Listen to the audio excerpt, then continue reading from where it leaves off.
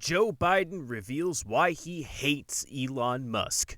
If you didn't know, Joseph Robinette Biden Jr., also known as Joe Biden, is an American legislator who is the 46th president and current leader of the United States, while Elon Reeves Musk, FRS, is an entrepreneur and business magnate who is the owner of a successful spaceflight company, SpaceX and Tesla.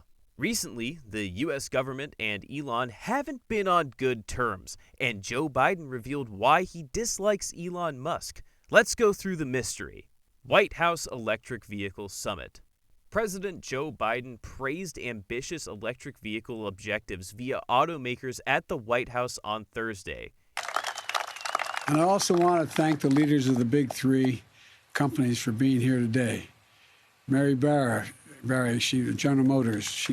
I want to tell you, I think she's one of the reasons we're here today. In any case, he did as such without the world's biggest producer of EVs, Tesla. Joining Biden were chiefs from General Motors, GM, and Ford. Just as Stellantis, the organization shaped by the recent union of Fiat Chrysler and France's PSA. Yet, electric vehicles are just a bit of these organizations' U.S. deals, 1.5% for GM and 1.3% for Ford up until its point this year. And Stellantis still doesn't have any pure EVs available to be purchased on U.S. soil yet. Furthermore, Tesla makes only battery-controlled electric vehicles and consistently has, so is there a good reason why the world's greatest producer of EVs wouldn't be welcome? Inquired as to whether Tesla being a non-union organization was the explanation, it was excluded from the summit. Psaki answered, "Indeed, these are the three biggest managers of the United Auto Workers, so I'll allow you to reach your own conclusions." Despite the fact that Tesla has opened up about mechanical production systems in Shanghai, China, that is serving Asian and European deals, not US deals. It has two plants under development, one close to Austin, Texas, one more close to Berlin, Germany. Tesla already gets 50 to 55% of their components from US factories, according to the same government report. So, sources are saying it might be the reason Biden didn't include SpaceX and Tesla in the EV summit, and he despises Tesla and Elon Musk. Elon Musk mocked the US president and the media.